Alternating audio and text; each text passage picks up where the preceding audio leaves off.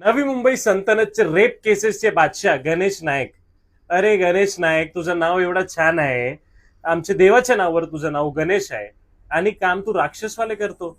काल नवी मुंबईमध्ये बोलता बोलताना तू काय बोललो की तुला लाज वाटतं की तू मंत्री मंडलमध्ये मंत्रीच्या पदावर आहे, कारण मंत्रिमंडलमध्ये नगर विकास खाता एक पद आहे. अरे गणेश नाईक, आम्हाला लाज वाटतो की तू एक रेप केसेसच्या बादशाह सम्राट गणेश नाईक खान. तू आमच्या महाराष्ट्रामध्ये रेप केसेसचे गुन्हे तुझ्यावर आहे. तू रेप केसेसवाला आमच्या महाराष्ट्र, माझ्या महाराष्ट्र देशात, माझ्या महाराष्ट्र राज्यात तू मंत्री आहे. मला लाज वाटते. आणि गणेश नाईक, हे जे तुझे काम आहे ना, तुझे धंदे आहे ना, तुझी लायकी काय नाही म्हणून एकनाथ शिंदे साहेब अरे तू वाईट बोलून जे तू पब्लिसिटी घेत आहे ना, तर मला एवढंच सांगायचं आहे की एकनाथ शिंदे साहेबांचा इतिहास काय आहे.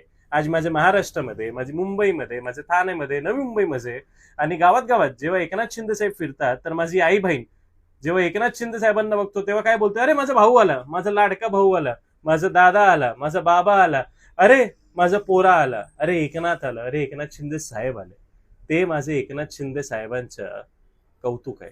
आणि तुझी लायकी नवी मुंबईमध्ये जे आमच्या भारतीय जनता पार्टीचे, आमच्या शिवसेनेचे जे कार्यकर्ता आहे, महिला आमची आई बहीण, ते तुला बघून आपल्या साडीचे पदर ठीक करतो, आपले चुन्नी सूट हे ठीक करतो की अरे गणेश नाईक आला. तर ते तुझी लायकी आहे रेप केसेस वाल्या.